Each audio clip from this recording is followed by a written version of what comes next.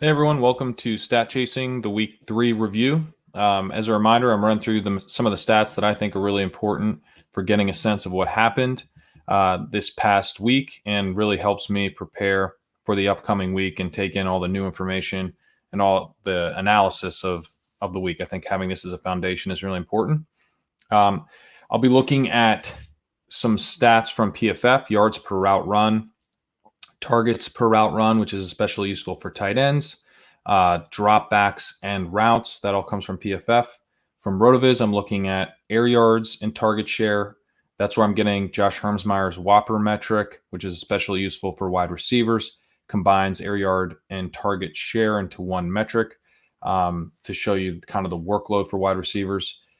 That's also where I get ADOT, or average depth of target, which helps us understand the way that wide receivers are being deployed, and tight ends and running backs as well. And then I also get from RotoViz expected points. This weights opportunities by the line of scrimmage. I find expected points especially useful for running backs where you don't have the air yard component typically. So the line of scrimmage is really what is the biggest key in helping to contextualize the touches for running backs. I'll also be using some terms, green zone as a term for carries inside the 10, or the area of the field inside the 10, calling that the green zone, and calling touches inside the 10 high value touches. Those terms come from Ben Gretchen and his work on stealing signals. All right, so let's dive in here. With Arizona, Kenyon Drake again had twice the expected points of Chase Edmonds. But this was an unexpectedly poor game environment for the running backs. Obviously, Drake was kind of the mega chalk this week, but it ended up not being the game script that we expected. I wouldn't abandon ship here. Drake did have the only high value carry. Edmonds does have an advantage, however, in the passing game. So I think Drake is going to need good game script to put up a week winning performance. He's probably going to need to be in a position where they're, not throwing the ball a ton and they can ride him to victory. DeAndre Hopkins, even without Kirk, Hopkins' ADOT was still very shallow. He had an 8.6 ADOT this week. This is a bit deeper than it's been, but still very shallow. Hopkins remains the engine of the offense. He had 36% of targets and 31% of air yards in week 3. And he ran a route on 97% of dropbacks.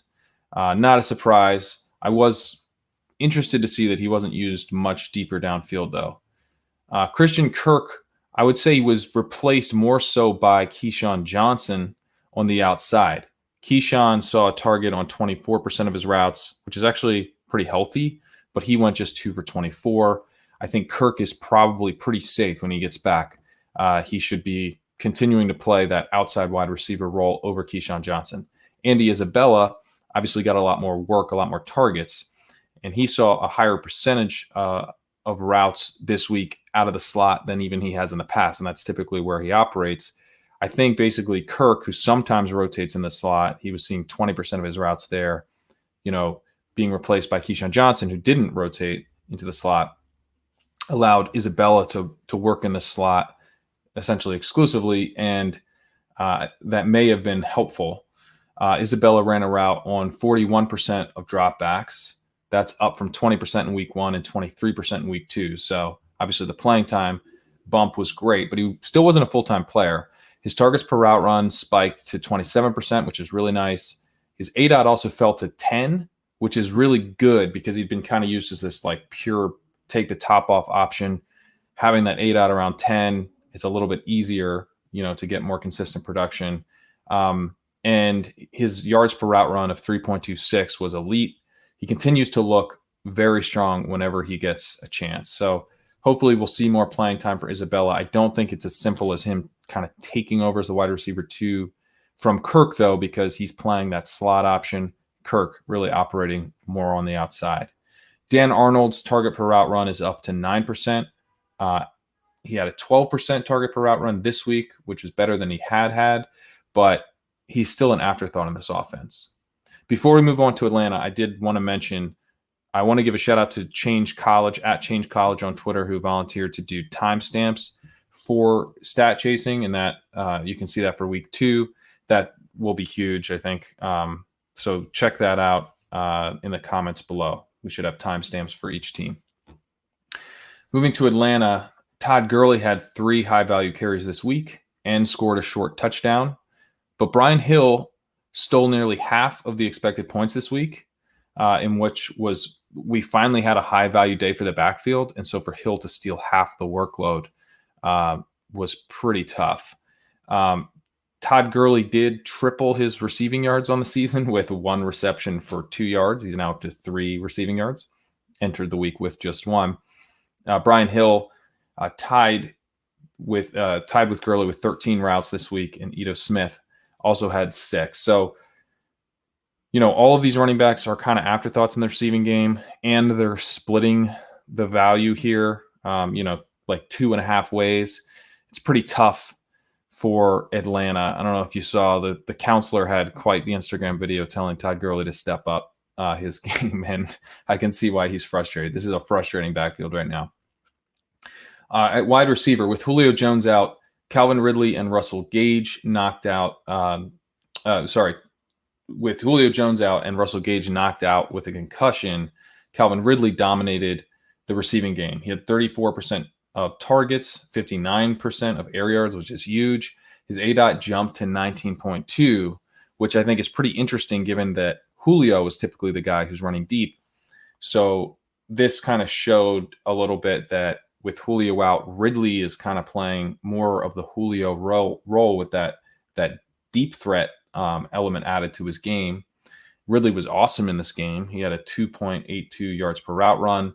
So, he's kind of benefiting when Julio's there because Julio's taking the top off and Ridley's feasting more so underneath. But when Julio is out, he's able to operate as the Julio replacement and still perform very well. So Ridley is just continuing to look like a smash.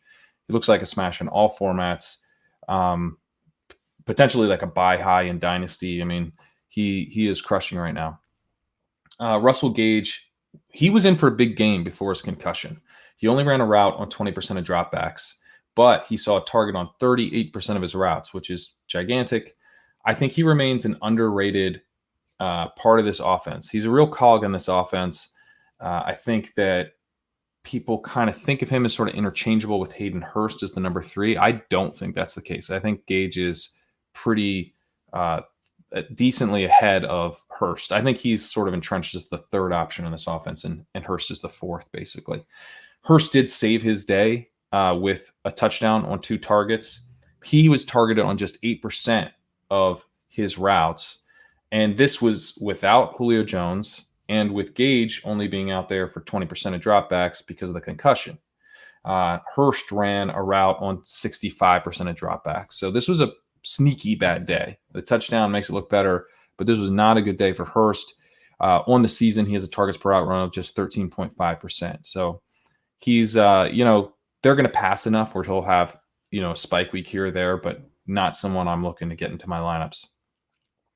In Baltimore, J.K. Dobbins led the backfield in expected points. By the way, I'm doing this Tuesday, and normally I hope to get this done Monday, but I was reconfiguring some of my spreadsheets, so I did this a little bit late. But the good news is typically I don't do the Monday Night Football game, so I do have Baltimore and Kansas City stats for you this week. So getting back to it, J.K. Dobbins led the backfield in expected points. He had 6.4. Mark Ingram had 4.6 expected points, and Gus Edwards had 1.8. Obviously not great for anybody. Even combined, there wasn't much value here. Pretty tough game environment for the Ravens. They just could not get it going. Dobbins led the running backs in targets and probably right now has the highest floor of the bunch because he's involved the most as a receiver. The upside in this offense from the backfield comes on touchdowns, which Dobbins and Ingram are getting chances at. So Dobbins kind of looks like the guy to own right now, although none of them are that exciting at the moment. Obviously, with better game script, though, you could see a pretty high ceiling from someone.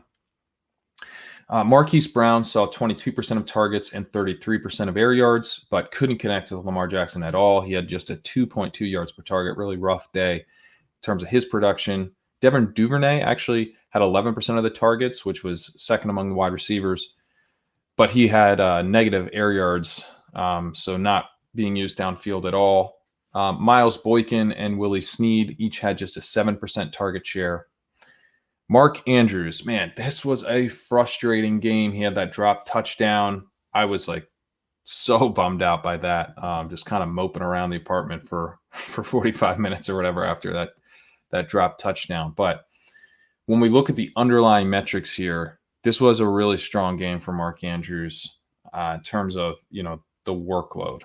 His targets per route run was 28%, which was really strong. That brings the season total to 22.4%, which is also very strong.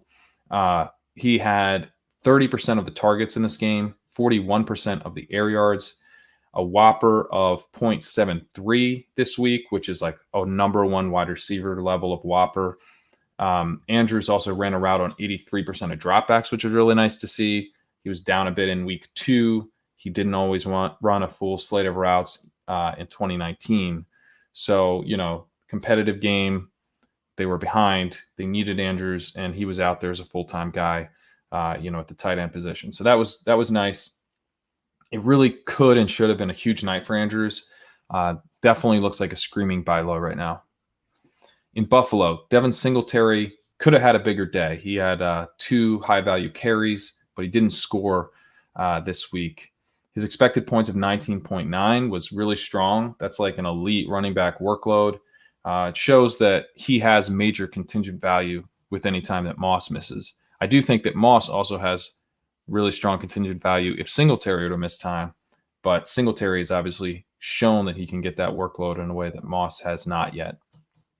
Singletary had a yards per route run of 1.67, which is pretty solid for a running back. And he's showing pretty well as a receiver overall this season.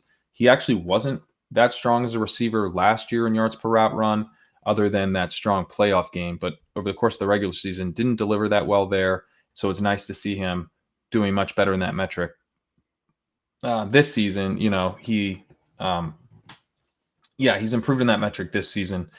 And I think that's bullish for his future, particularly if Moss misses time. He can have that kind of 3-down role.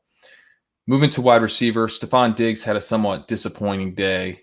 He had a touchdown reversed on replay. He then got a touchdown right after that, but it was called back on penalty. So definitely a bit frustrating for Diggs owners, which I am, but I think better days are ahead.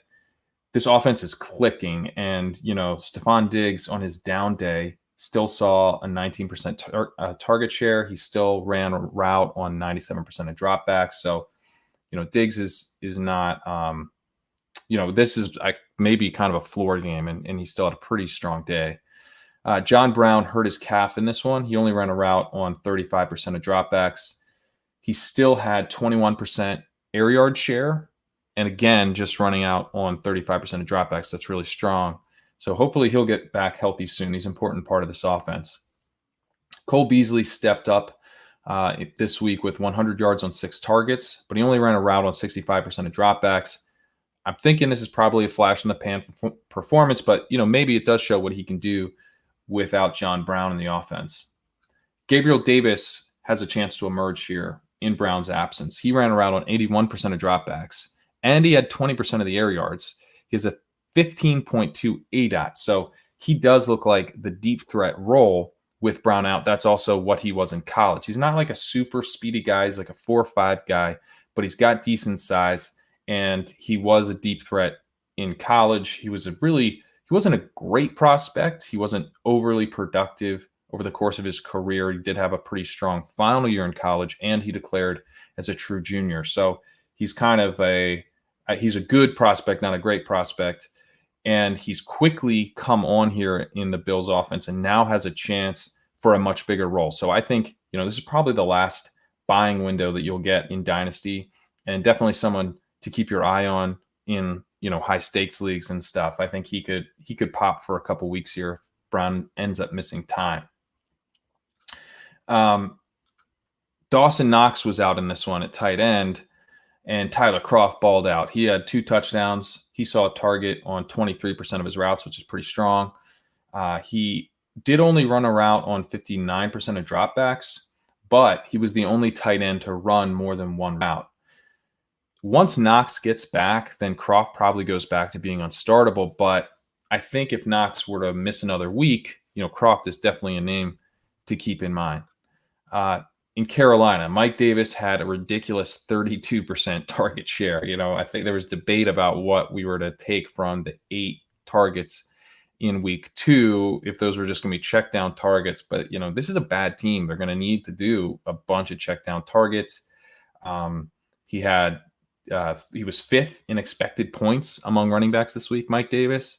So just a really, really strong outing by him.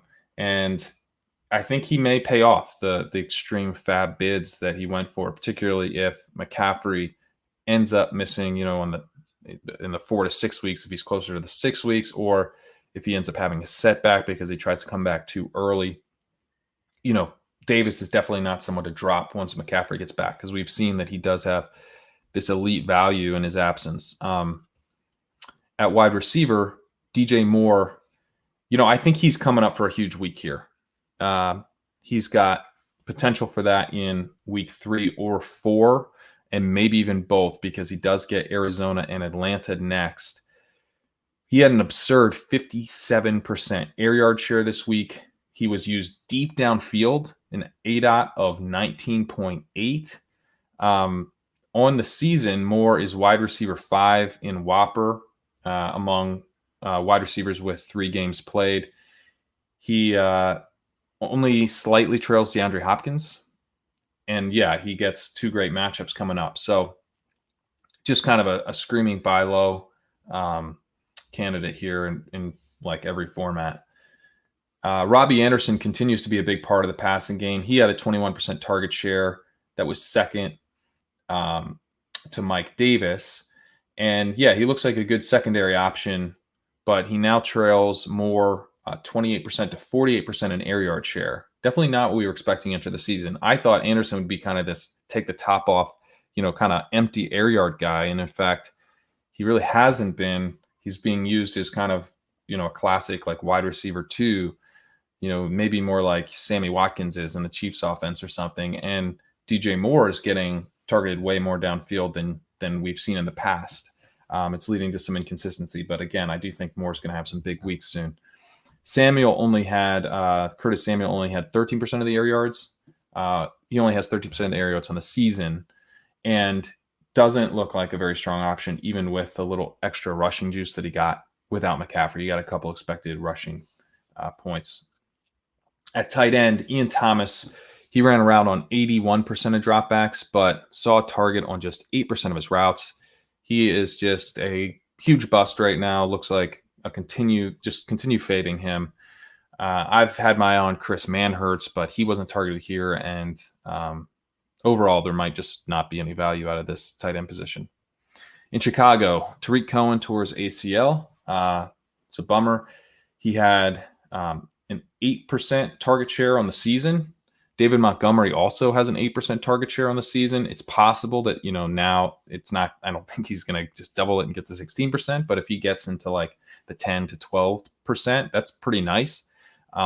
Maybe even if it gets to like 13, 14%, then that kind of ends up, that's almost like elite territory for a running back. So this does open up some big opportunity for Montgomery. He had 12 expected points in this game. I think he could be a solid starter now with the backfield more or less to himself. And importantly, getting that receiving work should be pretty much all of the running back receiving work, unless they end up bringing someone else in. At wide receiver, Allen Robinson had a great game with 10 for 123 and 1 on 13 targets. He also had another touchdown that was reversed into an interception, kind of one of those situations where they both caught the ball at the same time. So it could have even been a bigger day. It's looking like Foles here for, we'll see for how long it ends up being. But I think that's good for Robinson. and he saw a target on the season. Robinson is seeing a target on 29% of his routes. He has a 28% target share, 30% air yard share. So just a true wide receiver one. If Foles can get this offense rolling a bit better, then Robinson's looking like a great option. Anthony Miller had a big day with a touchdown. He ran a route on 65% of dropbacks. That's up from 52% last week. Still a part-time slot wide receiver, so definitely tough to count on. Darnell Mooney ran a route on 65% of dropbacks, and he had a 19% air yard share. Still, also tough to trust, but I think this would end up being a Miller week, but that wasn't necessarily like they ran the same amount of the same share of routes per dropback. So I wouldn't get too carried away with what Miller did this week. At tight end, another really quiet week from the rookie Cole Kmet, who I have my eye on because I think he's a pretty good dynasty prospect. He only ran a route on 11% of dropbacks, was not targeted. Jimmy Graham ran a route on 78% of dropbacks and was targeted on 24% of his routes, which is good. It doesn't make sense to me why he's so involved. He has a yards per target of 6.1. This is an offense where other options are delivering pretty good efficiency. He is not. Maybe Kmet is just, taking a while to work up to speed because Graham, it's sort of inexplicable to me why he's has such a big why he's getting so many targets and why he's on the field as much as he is. But maybe he's getting open and then can't do anything once he does. In Cincinnati, Joe Mixon left over 6 points on the field in week 3. He had a workload of over 14 points, but he was very inefficient. He also continues to run a lot of empty routes. He had 29 routes this week and only 2 targets. Does not appear to be a big part of the passing game plan. Like they're not making sure to involve him on screens and stuff like that, which is a bummer. Gio Bernard, he ran only 17 routes, but he had 3 targets. He continues to siphon off these key opportunities from Mixon in the passing game. But at the same time, he doesn't have much standalone value. However, it does appear to be the case that, if Mixon were to go down, Bernard would have pretty nice contingent value. At wide receiver, A.J. Green's role was much smaller in week 3. After a 23% target share with 44% of the air yards through weeks 1 and 2, he dropped to 19% target share, and his ADOT dropped from 15.4 to 7.5. Wasn't getting those big, deep shots that he had been getting. In positive news, he ran around on 79% of his dropbacks, which was up from 66% in week 2. So they look like they were kind of babying him in week 1 and 2 as he's coming back from injury. And maybe that's not going to be the case so much going forward, which is a reason to remain somewhat bullish on Green. Although he did show, he's got a pretty low floor every week. And then we also have T. Higgins emerging here. He had a 21% target share and 38% air yard share. He went 5 for 40 and 2. He ran a route on 83% of dropbacks. The Bengals have been rotating the wide receivers, so Higgins actually led the team in routes, despite not running a full slate of routes. He does look like an emerging player to take seriously. Another one of these early declare prospects who wasn't overly productive over the course of his career, but he was a difficult eval because Clemson they were so good they didn't need to use him in the fourth quarter and stuff. So you'd see him start off super hot in terms of just dominating the receiving game, and then he wasn't out there. His yards per route run in college was insanely high. And so, if he's starting to emerge here at the NFL level, I don't think we should, if you're kind of a production guy like me for the college prospects, you need to be flexible here on Higgins because there were reasons that production, the lack of production could be a false signal. And he has a lot of the other stuff that we're looking for, like declaring early. He was almost a first pick of the second round. So I think we need to start taking Higgins pretty seriously here. Tyler Boyd, he exploded this week. He had a 31% target share and a 35% air yard share. Prior to week 3, he was at 14% of targets and 10% of air yards. So, he looks still like the number 2 option in this offense right now, but it's nice to see that, he has that ceiling. I wasn't sure he had that ceiling this year and he popped off. At tight end, Drew Sample was targeted just once on 33 routes. I think he should have some kind of role going forward, but now with Higgins emerging as a third option, I think Sample could have trouble earning a lot of targets in this offense. In Cleveland, Chubb had an awesome game in the box score, but he did so on only 11 expected points, which is pretty weak. It's not that weak, but it's kind of more of like a flex option, really, in terms of the expected points. Kareem Hunt had 15.8 expected points, which is much better, and he had 3 carries inside of the 10 and a target there as well.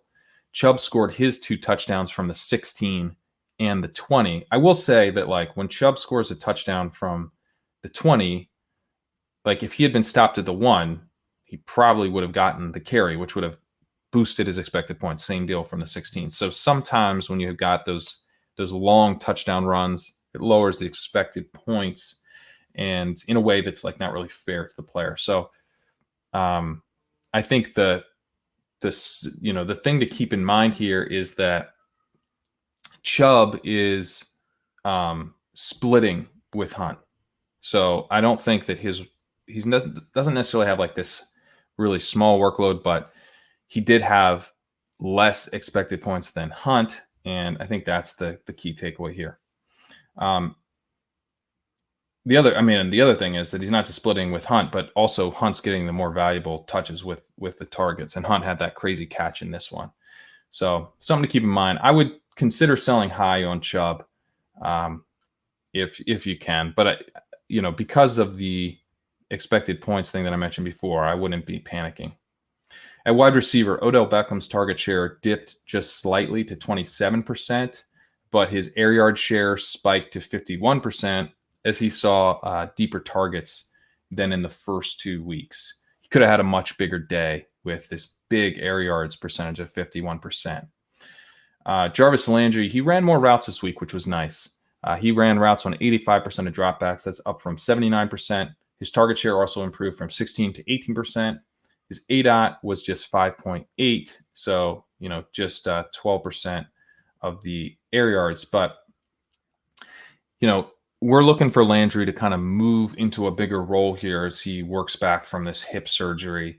And this was a slightly bullish week for that. He's running more routes. He's getting more targets. It's still kind of tough to trust him, but moving in the right direction, I think. Austin Hooper, he had a 20% targets per out run, which was an improvement over the past few weeks. On the season, he's still below 15%, which is not good. And, this was our concern with Hooper. He didn't earn targets at a high rate in Atlanta. They just passed a ton. Now he's on a smaller volume offense, and he's splitting some time at tight end, and he's just not getting targeted at a high rate. So I remain pretty bearish on Hooper. Harrison Bryant, he's running a lot less routes, but he actually has a slightly higher target per route run on the season. Not a bad tight end premium stash. I think if Hooper were to go down, Bryant would be pretty interesting with Njoku still out at the moment.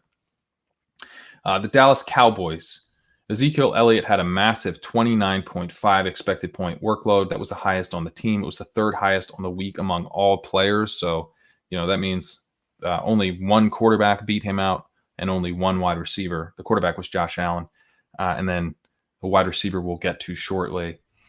But Zeke, he only put up 17.8 points. So pretty inefficient day, really inefficient day, leaving, like 12 points on the field. Pretty rough for Zeke, but that's more of a weekly thing. Seeing that huge workload is what we care about more. Tony Pollard continues to be completely absent from the offense. He ran just 3 routes to Zeke's 46. Zeke was targeted on 20% of his routes with 6 receptions. So he just continues to dominate all of the work. Pollard is not being mixed in whatsoever. Zeke is a true 3-down workhorse, and he's going to have some monster games this season. Amari Cooper's target share ticked up from last week's 20% to 21%, but his air yards actually dropped from 33% to 26%. He's also trending down in the percentage of his routes. He ran a route on 96% of dropbacks in week 1. That went down to 92% in week 2, and now just to 85% in week 3. He also has a 0.66 Whopper on the season, so we don't need to panic here. That's pretty good. But there's some reasons for some slight concern, or that, we now can see that week 1 usage was probably higher than we're going to see typically. Michael Gallup had an eruption game. His ADOT dropped from 20.6 last week to a more manageable 15.6. I think that's nice to see. We want to see guys, typically when you're like up in that above 20 range, it's just going to be tough to deliver consistent production. Obviously, these things kind of bounce around week to week, but getting used a little bit more shallow, I think, was probably helpful for him. He led all the Cowboys in routes with around a 90% of dropbacks. Big week for Gallup. CeeDee Lamb, his routes were also trending down, although I think this was in part due to an injury scare this week. He went from 89% week 1 to 80% in week 2, and now just 63% in week 3. Although Adam Levitan was talking about this on Twitter, and someone replied with a video showing that he looked like his knee almost buckled on him, and he did not run a full slate of routes after that. So that hopefully he's healthy, and it was just kind of an injury scare, and he'll be back to being a full-time or close to full-time player again in week 4, but we'll have to see. Cedric Wilson, I think partly due to some of Lamb's lower routes and partly due to Cooper running fewer routes, was involved in the offense. He went for 5 for 107 and 2 on 20 routes. Obviously, he ran crazy hot, but his presence in the offense is not great for the other wide receivers since there's already 3 really strong wide receiver options in this offense. We also have Dalton Schultz, who was obviously heavily involved last week. Not a great game this week, and he only ran a route on 55% of dropbacks, which was down from 71% of last week, but he was targeted on 18% of his routes, which is pretty solid. Not great, but also not like he completely fell off the face of the earth there. In Denver, Melvin Gordon had a workload of just 10.6 points. He lost 4 expected points to Royce Freeman. He is facing the Jets this week, so he is interesting, but I was thinking he would have the backfield completely to himself. To lose 4 points to Freeman while only having 10.6 for himself is a little distressing. At wide receiver, Jerry Jeudy was banged up. He only ran a route on 77% of dropbacks, but he was heavily targeted when on the field. He had a 24% target share, 31% air yard share, a whopper of 0.74, which is really nice. KJ Hamler, because of Jeudy being banged up, ended up leading the team in routes run. He had a 13% target share and 17% air yard share. He was kind of splitting time, though, with Tim Patrick, and needs, I think, to put some distance between himself and Patrick in order to deliver bigger days. At tight end, Noah Fant was the number 1 option this week. 26% target share, 29% air yard share. He was targeted on 26% of his routes. The only reason he didn't have a monster day was that he had a 4.6 yards per target. But we know that Fant can be efficient. That was sort of the thing entering the season, is that, okay, he was crazy efficient as a rookie, but he wasn't targeted all that heavily on his routes run. Well, now we have the opposite problem in week 3, where he's targeted at an elite rate on his routes, but he didn't deliver efficiency. I think he's going to put it together at some point soon and just have some monster days. So I'm really excited about Noah Fant moving forward here, particularly if Jeudy ends up being banged up. But I think it's helpful to Fant to have a guy like KJ Hamler who's raw. He's out there. It reminds me of what we saw in week 2 from Darren Waller, where you have Henry Ruggs. He's not 100%. He's a rookie. He's out there taking the top off the defense, and it allows Waller to kind of feast as this number 1 option in the passing game at the tight end position. Fant has a somewhat similar setup here with Hamler, and if Jeudy isn't at full health to be able to be what the potential wide receiver 1 that he looks like in this offense with Sutton out, then it could be very bullish for Fant. Kind of a Goldilocks situation where there's enough help at wide receiver to keep the defense off him, but not guys who are just soaking up targets. In Detroit, the Lions, they gave Adrian Peterson 22 carries in this one, and they let DeAndre Swift run just 4 routes, and they won. So that's the worst part of this. They probably think this was all a good idea. Swift was targeted on 2 of his 4 routes, though. He's involved when he's out there. He could be a star, but he's being held back by his team, I think, and by his coaching. At wide receiver, Kenny Golladay only ran a route on 80% of dropbacks. This was likely due to his health, but he had a 23% target share and 35% air yard share. That's pretty nice considering that he wasn't running a full slate of routes. He should have some big days ahead once he gets back to full health. Marvin Jones has run a route on 99% of dropbacks this season. He has just 17% of targets and air yards. Not good for Marvin Jones. He's out there all the time and not earning those targets, not earning those air yards. Quintus Cephas wasn't involved at all with Golladay back, kind of returned to a backup role. I think he was miscast as Galladay's replacement. Be more interesting if he was taking over in the slot. At tight end, definitely a frustrating day for Hockenson owners, which I am one. He lost a touchdown to Jesse James, but again, kind of similar to Andrews here, the underlying numbers were actually really good. Hockenson ran a route on 89% of dropbacks. He was targeted on 23% of his routes. That's not elite, but it's pretty damn good. He had a 23% target share. He got 30% of the air yards. So Hockenson owners, I think, should feel better about this. One, he was more involved than he has been. Two, I think this showed that the offense will function better with Golladay back. Golladay, I think, will ultimately allow Hockenson to work better underneath than he was able to do with the offense just struggling, really, really struggling without Golladay there. I think you see Marvin Jones just not being able to earn the targets. He may be done. And so the offense is sort of dependent on Golladay, I think, to be functional. With him back, Hockenson getting this volume, I think ultimately this was a bullish week for Hockenson owners, but definitely a frustrating day to watch. Green Bay Packers, Aaron Jones had 22.3 expected points this week. That's very strong. It's actually a bigger workload than he had in week 2. Week 2, he had this amazing efficiency on a similar workload, just a couple points lower. But week 3, he was not efficient, but had the slightly bigger workload. Continues to be an elite running back play. If this pushes anyone off Jones at all, I think that's good. Allen Lazard was the alpha wide receiver with Adams out. He had 27% of the targets, 37% of the air yards. He ran a route on 94% of dropbacks. Interesting because I think he kind of jumps from the number 3 when Adams is on the field to the number 1 when he's not. I think MVS is just going to be the number 2 in this offense pretty much regardless of whether or not Adams is on the field.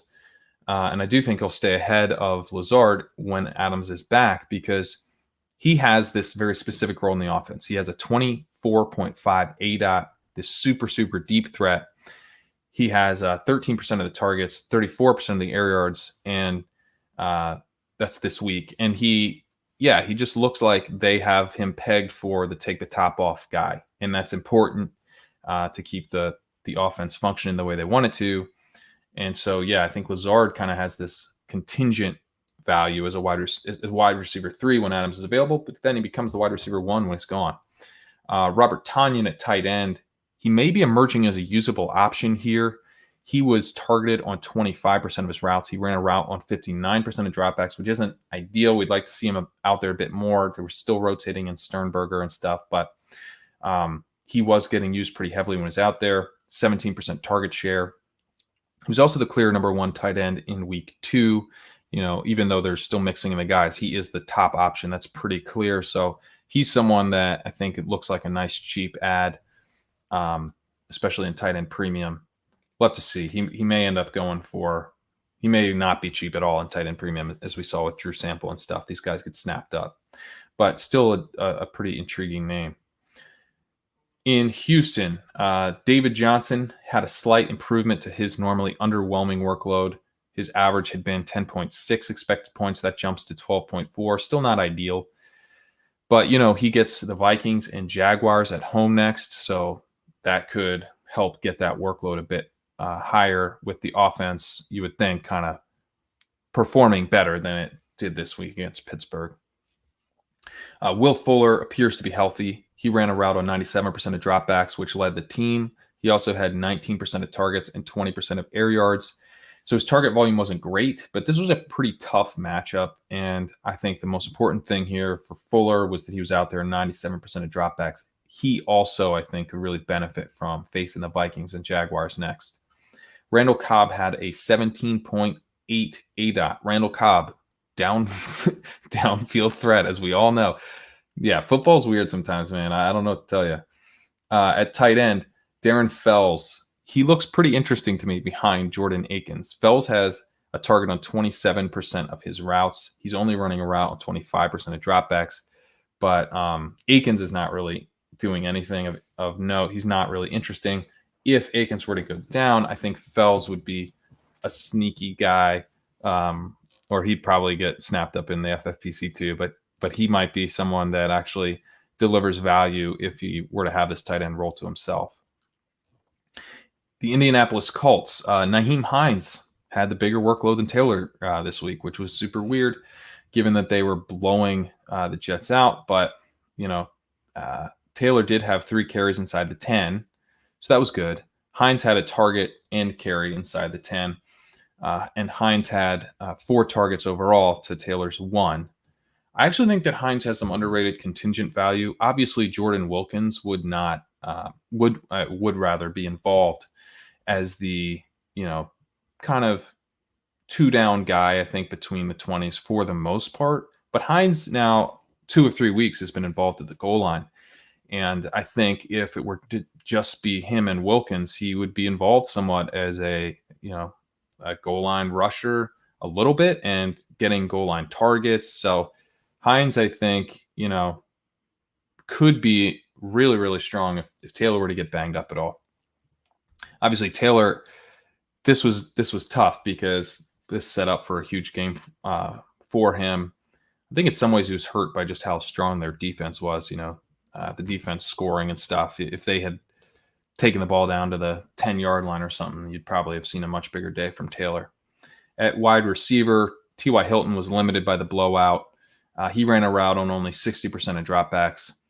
He had 26% of air yards, which is pretty impressive given how, he was not running a full slate of routes or really even close. So kind of a quietly impressive day in a way for Hilton, really probably limited by the blowout more than anything else. Michael Pittman had 16% of targets, a route on just 60% of dropbacks. Also probably limited by the blowout. I think he has a solid role. At tight end, Jack Doyle ran 15 routes but wasn't targeted. Mo Alley-Cox had 3 targets on 7 routes. I think he's probably blocked from any startable value for the time being. But man, if Doyle were to get benched or got hurt again, I think Mo Alley-Cox looks like a potential star. Jacksonville, Robinson, he looks like a stud, but he vastly outperformed his workload in week 3. He had 30.9 points on a 16-point workload. 16-point workload, not bad, not amazing. I think that he's a potential sell high, although he did get 6 targets on 15 routes. Really nice to see that he was involved in the passing game. So it's not like he's not like a must sell right now, but probably not a bad time to start shopping Robinson. With DJ Shark out, Chris Conley saw a huge jump in his routes from 44%. He was running around a route on 44% of dropbacks, previously to 84% this week. Visca saw a much smaller jump, going from 54 to 63%. And, there were some signs of positivity here. He had a 15% target share, which is pretty good considering how much he was rotated out. Hopefully he'll have some bigger days ahead. Would like to see him getting involved more. I was especially concerned when he's getting rotated out for D.D. Westbrook and stuff. I just feel like he should be so firmly ahead of Westbrook. That was frustrating. Keelan Cole had just 12% target share and air yard share. He ran a route on 82% of dropbacks. Definitely a rough day for Cole, who looked like he was emerging a bit, but just kind of strange that Conley was they wanted him to be the go-to guy in this offense with Shark out. Hopefully, I think Shark coming back would be good for Visca and Cole. Eifert was targeted on just 7% of his routes. I'm not going to be wasting my time guessing when to start him. He's just going to be crazy inconsistent. In Kansas City, Clyde Edwards-Helaire had an elite workload of 21 points. He missed that expected point total by 2.6 points, but he looks like a truly elite running back option moving forward. The mentor and Darwin Thompson, they combined for 7.7 expected points. That's not a ton of value to lose to your backups when you have this valuable of a workload. And Thompson actually lost a fumble, so he's not challenging Hilaire's workload anytime soon, and probably not ever. But yeah, they are limiting his upside just a little bit. At wide receiver, Mahomes spread the ball around. He targeted 11 different players in this game. Tyreek Hill dominated air yards with 37%. Mecole Hardman only ran a route on 45% of dropbacks, but was targeted on 29% of his routes. He made a strong case for more playing time. He led all Chiefs in yards per target. He also scored a touchdown. Could have had a second touchdown. But, yeah, I kind of feel like I breezed over Tyreek Hill. But, yeah, that dominating the 37% of air yards, I think, shows that even when they're spreading the ball out this much, he's still got that huge upside that the other guys don't typically have, although Hardman probably would if he could get out there on more dropbacks. Sammy Watkins had 20% of targets. He had 23% of air yards as well. Just continually, a consistent part of this attack. Someone that you can kind of plug in. I think, in those showdown lineups and stuff, he's a solid guy to include in there. But, again, kind of teasing us like he did last year with the strong start and then kind of falling back to the pack. Demarcus Robinson was targeted on just 3% of his routes. He's basically operating as a scarecrow in this offense. At tight end, Travis Kelce had a quiet game, but was targeted on 18% of his routes, and 18%. He had an 18% target share and 18% air yard share. He had some production, but he had just had a much stronger start to the season.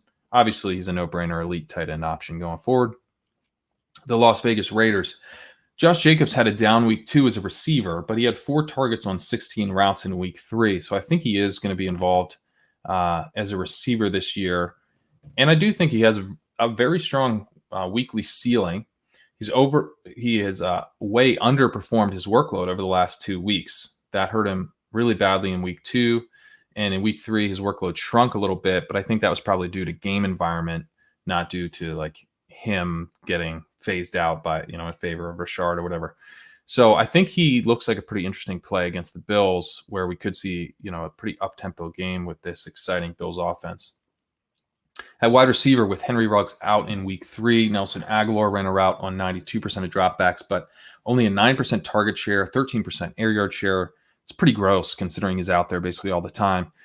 Bryan Edwards managed the same numbers on just 36% of dropbacks, but he hurt his ankle and could miss time. But, the point here is that Edwards looks like he's a lot better than Aguilar if he ends up getting healthy. At tight end, Darren Waller continued to, cement Bill Belichick's legacy here and the narrative that he takes away the top option by whiffing in week 3. But if we zoom out, Waller has run a route on 88% of dropbacks this season. He has a targets per route run of 28.4%, which is elite. He has a 30% target share, which is elite. He has a 24% air yard share, which is really nice. His yards per target is only 5.8, but he was highly efficient last season. It's not something I'm really that concerned about. I think that will improve. It's looking like a potential monster season for Darren Waller. The LA Chargers, Austin Eckler had an elite 20.5% expected points workload in week 3. He was aided by the fact that Joshua Kelly fumbled. He had a 23% target share, Eckler did. And I think he has elite upside with Herbert. He's kind of back to being the Eckler we know and love. I think that he showed that he can be really valuable in positive game script, even with Kelly there. So really, really strong day for Eckler. At wide receiver, Keenan Allen had a 40% target share, 53% air yard share, and led all skill players in expected points. This is the wide receiver I was talking about that had the massive expected point total this week. It was Keenan Allen. He did this without even running one. He didn't run a route on 100% of dropbacks, and still led all skill players in expected points with that 40% target share, 53% air yard share. On the season, he's now at 34% of targets and 38% of air yards. Just an absolute must start with Herbert under center. I think Keenan Allen owners really have to be hoping that Herbert plays out the rest of the season. Mike Williams was banged up and saw just 2% of targets on this one. Jalen Guyton saw 20% of air yards, but just 6% of targets. Obviously, when you have Allen soaking up this much volume, there's not going to be that much left for everyone else. And that hurt Hunter Henry as well, who had just 15% target per route run, 15% of targets, 16% of air yards. I still think that, given how much Allen was soaking up, those numbers aren't that bad. And his numbers for the season are still strong. And actually, Allen's performance in this week shows that there's huge ceiling for pass catchers in this offense. And Hunter Henry showed a really nice connection with Herbert in week 2. So still pretty bullish on Hunter Henry. The Los Angeles Rams, Darrell Henderson had an elite workload of 20.6 points. McVay thinks he'll be the starter next week. The problem with Henderson is that he wasn't all that involved as a receiver. So I think his workload is a little bit more fragile than you might think. He ran just 10 routes. He had just 2 targets. So I am concerned about McVay not committing to him here as the starter. If he were to lose a couple goal line carries or whatever, then that's going to crush his expected points because he isn't getting a ton of usage as a receiver. Still, if he is the starter here, he has a pretty nice ceiling facing the lowly Giants this week. At wide receiver, Cooper Kupp led the way this week with 32% of targets and a 38% air yard share. Robert Woods had a solid 19% of targets, but just 8% of air yards. So it was really Cooper Kupp week. Van Jefferson ran a route on just 14% of dropbacks. This is way down from the roughly 15% he was seeing over the last 2 weeks. Definitely something to watch because he continues to be used further downfield than the other Rams wide receivers. And I think Jefferson could have some value here in this offense if he gets back to, trending towards a bigger role. This was strange. I didn't see anything about an injury. I don't know why he was out there for just 14% of dropbacks this week. Tyler Higbee and Gerald Everett were in a full-blown split this week. Higbee ran a route on 40% of dropbacks. Everett ran a route on 34%. Everett actually had the better target per route run, 17% to Higbee's 14%. On the season, Higbee's still the guy here. He's run a route on 52% of dropbacks, and it has a target per route run of 21.6%. That's pretty good, but the amount of routes he's running is not so good, and Everett's definitely lowering his floor in this offense. In Miami, Myles Gaskin is running back 8 on the season in expected points. Running back 8. He had 5 targets in this one, 25% target share. He also had 4 carries inside the 10. Howard had 3. So he's looking like a legit every week starter right now. At wide receiver, Devontae Parker had the big volume with 25% of targets, 37% of air yards. Could have been a much bigger week for him. Obviously, Preston Williams with the touchdown, though. At tight end, Gesicki had a touchdown on his only reception, but was targeted on 14% of his targets, which is not great. 14% of his routes, rather. Not a great percentage. On the season, he's still profiling pretty strong. He has a 22.5% target per route run, 9.7 yards per target. Both of those are real nice. But a lot of that's driven by that monster week 2. I said I was in wait and see mode after week 2. I'm still kind of in wait and see mode.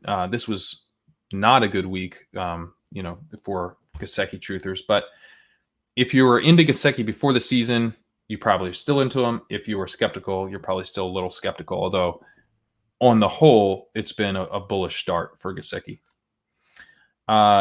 In Minnesota, Dalvin Cook had close to an elite workload here with 18.2 expected points. He was excellent on that opportunity. Madison was not all that involved. This was good to see because it was a competitive game, and we didn't see much of Madison. So I think a lot of what we have seen in Madison is probably just kind of mop-up stuff, and Cook showing, that he can get that pretty big workload and showing that ceiling on that workload as well. Adam Thielen had a 20% target share and a 38% air yard share, running around on 100% of dropbacks, but he delivered just 29 yards. Justin Jefferson was the one who delivered in this game with 175 yards and a touchdown. He ran around on 90% of dropbacks. He was a full-time player. He had a 36% target share. He had 56% of the air yards. All of this is super bullish. They need a second option in this offense. I mean, the tight ends are kind of splitting a small workload.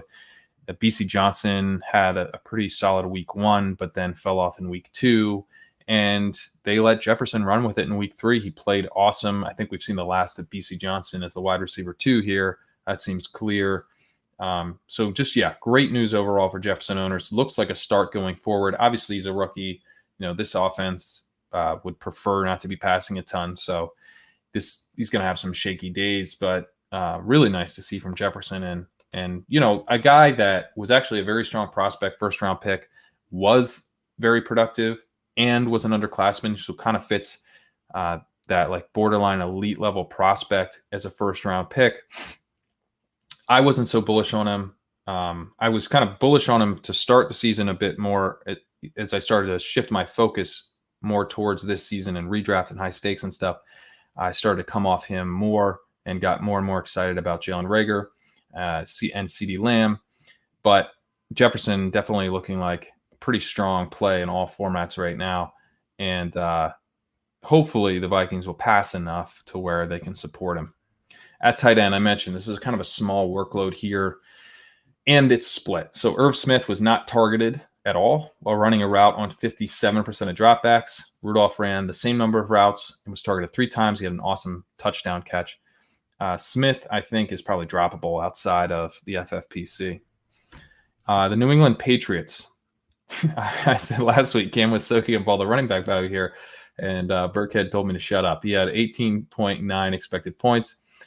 Performed 15.9 points over expectation. We picked him up in our quad managed league, but we did not start him. I think we all kind of forgot that we had him because we were talking about, who do we start here between Hardman and Hamler, blah, blah, blah. And we just left Burkhead on the bench. It's huge whiff by us, but hopefully he'll have some better weeks. So, or some good weeks still coming up so we can take advantage of them to some degree. Sony Michel had a 6.9 point workload and actually played really well. He scored 9.1 points above expectation. So nice week overall for this backfield. At wide receiver, a down week for Julian Edelman, but he's still seeing elite volume. He had 21% target share, which was fine, but 56% of the air yards this week. And he ran a route on 100% of dropbacks. He also had an 8 out of 12. This is not the Julian Edelman we're used to seeing. You would typically expect him to be maybe around like 8 or 9 in that kind of slot role. But he's operating as like the true number 1 in this offense. He's basically their deep threat. He's seeing a very valuable target profile. N'Keal Harry only ran a route on 68% of his dropbacks. This is down from 94% in week 2, and not a great sign considering that he's been heavily targeted this year, but has not been efficient with those targets. Could be nothing. But I do think it adds even more ceiling to Edelman because Damiere Byrd, who was out there for 100% of dropbacks in week 3, has not really had a strong connection with Cam. So if the coaching staff is trying to phase out Harry a little bit or is starting to become skeptical on Harry and they're playing more Byrd, then you could see Edelman really feasting. At tight end, there's really nothing to see here. The tight end is a total afterthought in the offense. We have a very condensed target tree here, and it's really starting to condense just to Edelman and the running backs, I should say. In New Orleans, Alvin Kamara looks like a league winner. He racked up 35.7 points above expectations since I last talked about him after week 1. I didn't cover them last week because they were the Monday Night Football game. He's had so obviously, 35.7 points above expected. That's efficiency that we would expect to regress somewhat, but it's come on this massive 2-week workload of 47.4 points. So he's gotten back-to-back elite workloads and then back-to-back elite performances on that workload. We know he's one of the best running backs in the league. Really exciting to see from him. At wide receiver, there really hasn't been a wide receiver that has stepped up since Michael Thomas has been out. And I think this is probably why Kamara has had such an absurd target share, 40% of the targets last week. Sanders Emmanuel Sanders was the play in week 3, but he actually had a lower target share than Traquan Smith in that game, and looks like a pretty shaky play moving forward.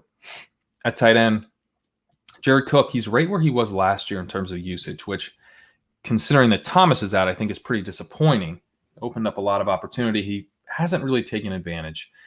He still has 30% of the air yards on the season, and so should have some big plays. But I think this was an opportunity for him to be kind of an elite tight end premium option. Hasn't happened. The New York Giants, all Giants running backs combined for 13 expected points. And that workload was split up 3 ways. This looks really gross. I think Dion Lewis is probably the play here right now, just because this is an offense probably going to get blown out or be in blowout spots a fair amount, and he looks like the guy that's going to get the most of those dump-off targets. At wide receiver, Darius Slayton ran a route on 100% of dropbacks and tied with Golden Tate with 23% target share. He was far ahead, though, in air yard share, 32% to 15%, and he looks like the only playable option, I think, as a receiver. He does probably get Jalen Ramsey next week, so maybe not the best time to start him, but he should have some big weeks even with this offense really struggling. Evan Ingram only seeing targets on 17% of his routes. The offense looks really bad. He could come to life in week 5 against the Cowboys, but definitely going to be tough to trust this week.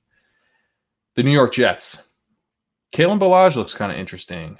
He had 8.2 expected points. He was just behind Gore at 8.6. Ballage had 5 targets on 8 routes. I wouldn't pay much to pick up Ballage here. We could see Le'Veon Bell back, I think, as soon as week 5. But Gase could be fired after this week, and then Bell could end up sitting out longer than expected. He has to know he's going to get cut after the season, and so he may just be trying to preserve his health. He's on IR right now with a hamstring. So I think you could see, like, if Gase were to go, then I would think Gore would probably go. Like, why aren't you auditioning a player who you'd actually be using next year? And so Ballage, I think, kind of a nice cheap ad this week. Braxton Berrios, worth deep league starter consideration if Crowder remains sidelined. 15% air yard share, 15% target share, 24% air yard share, and he ran a route on 92% of dropbacks. Chris Herndon ran more routes than usual. He was up to 67% of dropbacks, but still, that's not a ton. Would like to see him more up in that around 80%.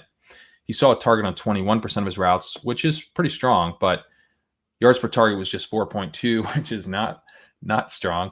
I think he could be a beneficiary of a Gase firing as well, because you could see him starting to run a lot more routes, although this offense is probably going to remain inefficient no matter what, but still better usage for Herndon would go a long way, so go Broncos. The Philadelphia Eagles, Miles Sanders did not take full advantage, but he had a nice workload again. He had 19.3 expected points.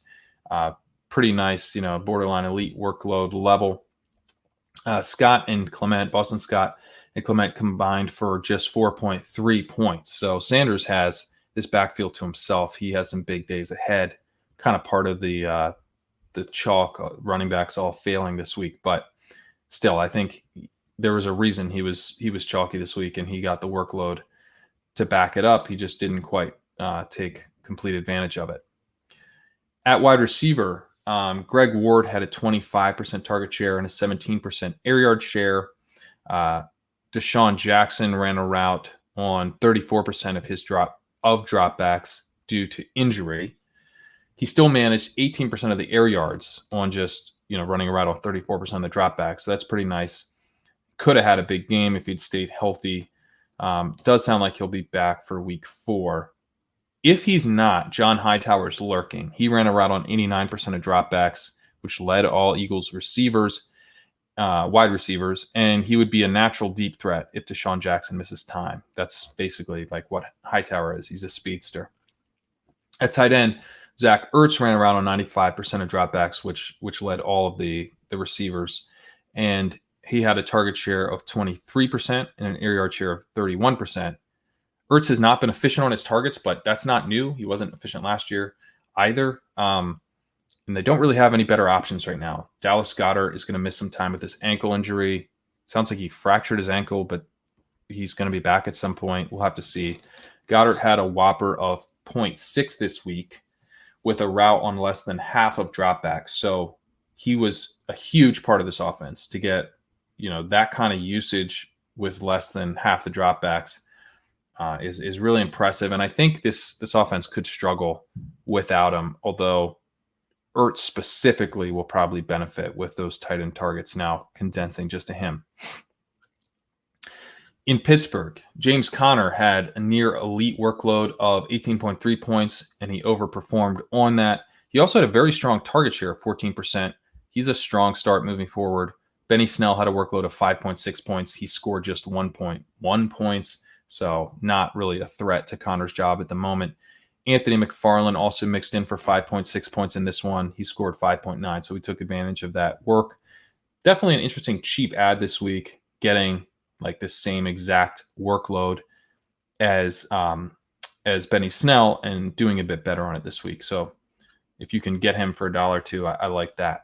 At wide receiver, Juju Smith-Schuster looking like a sell high at this point. Even with Deontay Johnson knocked out with a concussion, Smith-Schuster had a 14% target share, a 13% air yard share. This is while running around on 87% of dropbacks. So the problem isn't that he's not out there, it's that he's not earning those targets and air yards from Ben Roethlisberger. On the season, he's only been targeted on 17% of his routes. Touchdowns have saved Smith-Schuster right now, and we know that touchdowns are fluky. So I'm going to be shopping him this week. I think he's a potential sell in Dynasty. He's a 2021 free agent, and I think he's a potential sell in redraft as well. I mean, he's an easier sell in redraft because if we're wrong, we will kind of have less to pay for it. But that the 2021 free agent status is concerning because he could be one of these wide receivers changing teams, coming off of multiple down years. Not a great look. Deontay Johnson only ran a route on 26% of dropbacks because he was concussed, but he was on his way to a pretty big day. He had 21% of air yards despite his limited snaps. James Washington saw a spike in his usage, likely due in part to the concussion to Johnson. Washington had 20% of targets and 21% of air yards. And, it could be that, due to matchups, Roethlisberger's just connecting better with these outside wide receivers right now, or just going to them more often. So maybe, I don't think we should panic. I don't think that, James Washington and Deontay Johnson are better than Juju Smith-Schuster. So some of this is probably just kind of matchup dependent. But still, Juju's performing way above his expected volume. So it's definitely at least good to price check him this week. Chase Claypool, nearly a full-time player this week. He didn't have one of those crazy awesome plays, so he went a little bit under the radar, but he ran a route on 79% of dropbacks. He had an 11% target share, 18% air yard share. If Johnson is not cleared for week 4, then I think Claypool's an interesting cheap play. Just because we've seen him have those huge plays. He's now running a full slate of routes if Johnson's out, most likely. So he's kind of an exciting name. And again, a guy in Dynasty who, if his owner thinks he's sort of cooled off from the hot start, this was in some ways his most bullish week. Again, particularly if Johnson's going to miss a game and he gets another chance to run a full slate of routes. Eric Ebron had a strong game with 23% target per route run, 20% target share, 18% air yard share. He ran a route on 79% of dropbacks. On the season, still looks like a shaky option. 16.3% target per route run and 13% target share on the season. Those aren't great numbers, but he did show a little bit in week 3. In San Francisco, Jerick McKinnon had 12.8 expected points. His game was shortened by a rib injury. He could have returned if the game was closer, it sounds like. So a nice workload for McKinnon. Probably would have been a little bit bigger if he hadn't been banged up. And he had 11% target share. So that in particular is really nice. He looks like a pretty strong flex play for as long as Mostert is out. Jeff Wilson had 12.3 expected points and a surprisingly large 9% target share. If McKinnon were to be out on top of Mostert being out, then Wilson looks like he would be an awesome start. This offense just continues to produce no matter what running back's back there, and it's bullish to me that Wilson got that 9% target share. That is not what we think of him as. We think of him as kind of that goal line back. JaMychal Hasty, the exciting undrafted rookie, was active. He had a workload of 2.7 points, but I do think he should be picked up in case McKinnon misses time. We'll know more by the time we put in those bids to see if there's really any chance of that. But if McKinnon were to miss a game, then Hasty would be pretty damn interesting. Although, if you were to pick him up tonight or something, he looks like someone you'd churn back out pretty quickly, most likely. At wide receiver, Brandon Ayuk had his breakout game. He ran a route on 92% of dropbacks, second on the team to Kendrick Bourne. He had a 23% target share, which led the team, 23% of the air yards, which was second to Bourne. His whopper of 0.5 led the team. Looks like a pretty good flex option in week 4. Deebo Samuel is not likely to be back until week 5. So Ayuk has another week where he could be a dominant option in the offense. We also had Jordan Reed being sent to IR with this knee sprain. We think Kittle will be back this week, which could lead to a really big ceiling for Kittle. But if Kittle is kind of not 100% health and they're just putting him out there because they need bodies, then could be really nice for Ayuk in week 4. Jordan Reed, I mean, it's a bummer, dude. He just cannot stay healthy. He had a 17% target share, 21% air yard share. He was running a route in this game. So he had in this game 17% target share and 21% of the air yards, but he ran around on just 24% of dropbacks. So he was just like a gigantic part of this offense to have that 17% target share only out there a quarter of the time in this game. Legitimately a huge loss for the offense right now, though hopefully they get Kittle back healthy and Ayuk is starting to emerge. So those two look like they'll probably be soaking up that Reed volume. In Seattle, Chris Carson had an underwhelming workload of 14.1 expected points. He underdelivered that as well by 3.5 points. Less involved in the receiving game in this one than he was in the first 2 weeks. He had an 8% target share. That's not terrible. He's now at 12% for the season, which is pretty good. He is, though, however, dealing with this knee injury due to this dirty defensive play where the guy kind of gator rolled him. Looks like maybe a meniscus issue or something. Carlos Hyde and Travis Homer split the backup role pretty much evenly, so they should both be owned. At wide receiver, Tyler Lockett had a huge day with 34% of targets and 33% of air yards. He ran a route on 100% of dropbacks. DK Metcalf had that. Just like as a fan of football, that kind of sucked where he had that touchdown where he just didn't realize the defender was right behind him and he punched the ball out, went out of the back of the end zone, and so he lost that touchdown. But yeah, Metcalf was targeted. He had 43% of the air yards and 21% of the targets. So compared to Lockett, definitely further down on the target share, 34% to 21%, but actually had more air yards, 43% to Lockett's 33%. So despite, the miscue, he also did have another touchdown. He looks like he's going to have a monster season. No other wide receiver had more than 3% target share this week. And wide receiver 3, David Moore, has just a 7% target share on the year. So this offense is massively concentrated to its top 2 options. Greg Olsen had a 16% target share and a 13% air yard share, targeted on just 18% of his routes. And I would say that at this point, he kind of looks like a desperation play. Moving to Tampa Bay. It's a reversal of fortunes this week as Leonard Fournette lost a fumble and Ronald Jones closed the game out strong. Jones had a startable workload in this game, which was a bit surprising, of 13.8 points, but he did underperform this considerably by 4.5 points. And this was a result of the fact that he failed to score a touchdown despite getting 2 tries from inside the 10. Fournette also failed to score on his lone attempt inside the 10 and had a kind of a backup plus size workload of 7.8 points. He underperformed that by 3.6 points. So not an efficient day for either of these 2 running backs. And then both players were sniped on touchdowns by short touchdown passes to Mike Evans. on one of those passes, Fournette was in the backfield, and on the other, Jones was in the backfield.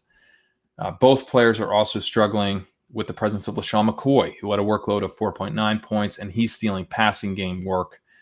I would even, as preferring Jones out of the two of Jones and Fournette here, I would love to see Fournette ice McCoy so that this backfield can just get down to Fournette and Jones. Although kind of the weird thing is that Jones is actually the one who had the most targets. He had 4 targets in this one. He had 2 receptions for 20 yards. I do think he's somewhat underrated again as a receiver, but he does not really ever tend to be out there on third down. So in order for McCoy to go away, you probably need Fournette to take over in that third down role. And then the two of them could both be pretty interesting. But as it stands right now, it looks like kind of a mess here. It's going to be really tough to trust anybody. Jones probably the best option of the bunch, at least in the short term. Chris Godwin had a hamstring injury, and this could cost him multiple games. He had a 17% air yard target share and 13% air yard share on running around on 90% of dropbacks. Mike Evans ran a route on 98% of dropbacks, but had just an 11% target share and a 7% air yard share. His day did get saved by the 2 touchdowns, but if not for the Godwin injury, I think he would look like a sell high right now. Scotty Miller was back to being a big part of the offense. He had a 14% target share and a 43% air yard share. So with Godwin now likely to miss some time, he has a chance to be relevant again. Rob Gronkowski, heavily targeted in this game with a 27% target per route run, 19% target share, 13% air yard share. Kind of a squeaky wheel gets the grease situation, I think, where, he had kind of joked about being brought in to block and stuff, and they probably were just trying to keep him happy a little bit. I'm not sure that we can really take that much from his increased usage. I'm a little skeptical that it will mean a bigger role for him going forward, but with Godwin out, there is some increased opportunity here. I would like to see that go to Evans, frankly, because his target share of 11% and area share of 7% is pretty concerning. OJ Howard continues to shine when on the field. He has a 28.9% targets per route run, despite running a route on just 38% of his dropbacks this year. When he's out there, Brady's looking for him. I would like to see him out there more. In Tennessee, the Titans are dealing with a COVID outbreak right now. It's something we need to keep a close eye on. We also should be watching the Vikings players because the Vikings just played the Titans. The Titans are playing the Steelers this week, but we could see that game get pushed back. We'll have to keep a close eye there. Moving to the stats, Derrick Henry got fed in week 3. He had 26 expected points, performed just 1 point over expectation.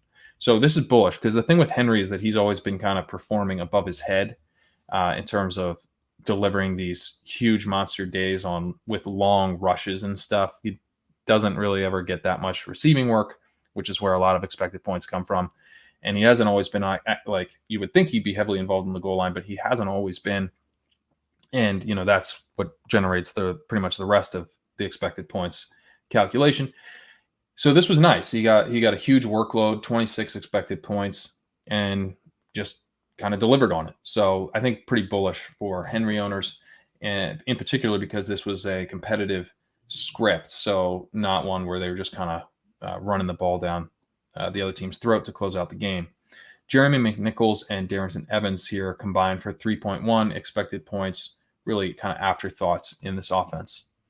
At wide receiver, Khalif Raymond is an interesting name. He turned 3 targets into 3 receptions for 118 yards. He did so while running around on just 21% of dropbacks.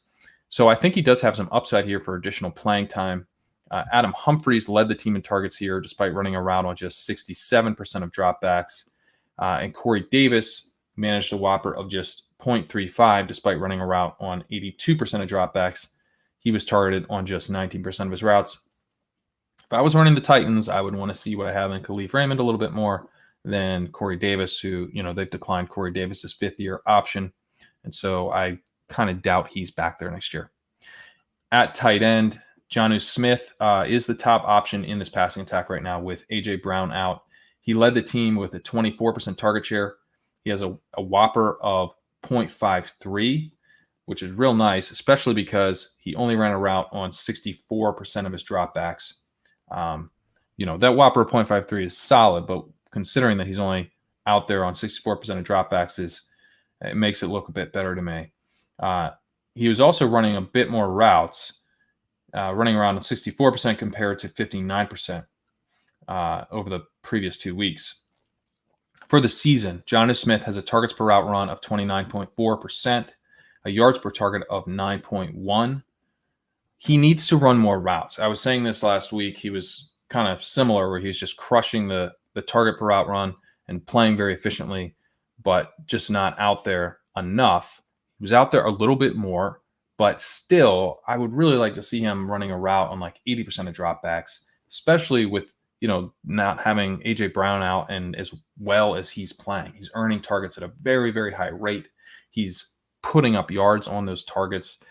I think he could have an elite fantasy season if he just gets the routes. So really up to the Titans coaching staff to let him run the routes. In Washington, to close it out, Antonio Gibson had a disappointing workload of 10.5 points. He ceded 9.9 points to J.D. McKissic. McKissic stole from him as a receiver, as you would expect, taking 6 points there. But he also had 3.9 expected points as a rusher. So not really great that McKissic was as involved as he was. Gibson was at least also involved as a receiver. He had 4.4 expected points and 8% target share, which is solid. But splitting this backfield in a struggling offense is not ideal. Disappointing week to see McKissic involved that much. At wide receiver, Terry McLaurin continues to dominate the air yards. He had a 34% share this week, 22% of the targets, which is solid. Dontrell Inman came out of nowhere in this game for 2 touchdowns. He also had 17% of the targets and 25% of the air yards. He had an injury scare, but it looks like he's okay and probably is the number 2 wide receiver in this offense right now. For dynasty owners, Antonio Gandy-Golden was involved a little bit with a 6% target share. Not really making much noise right now, but definitely like if he was on your cut line or whatever in more shallow dynasty leagues, I would say hang on to him for now as he is starting to get some playing time. At tight end, Logan Thomas is still delivering just an insanely bad yards per target of 4.4. He had that was for this week, 4.4, and he's at 3.9 on the season. So this was actually an improvement, and obviously a terrible efficient week for Logan Thomas. Thomas also saw his targets per route run dip a bit this week to 18% on the season, still at a very strong 22.9%. But Haskins is really struggling, and it's making it difficult for Logan Thomas to produce. Thomas is still someone that I'm kind of sticking with as like a cheat play, but we need to understand that this offense is just going to have a hard time producing efficient players, and we don't have a track record of Thomas really ever being efficient or being that strong of a tight end. So it's possible he just never delivers on the volume. But at the same time, he does seem to be running way ahead of the other tight end options in this offense and does seem to be earning targets at a high rate. Again, I dipped a little bit this week, but 18% still not bad. And on the season, pretty strong targets per outrun. So Logan Thomas, I'm still keeping the light on for. All right, that'll do it for week 3. Thank you guys for listening. Again, if you're listening to this on the podcast, you're listening to it a day later than you could be. If you want to see it first, please go over to YouTube and subscribe to the YouTube channel. If you're watching this on YouTube and you're not subscribed, please subscribe. All right, we will see you on Wednesday.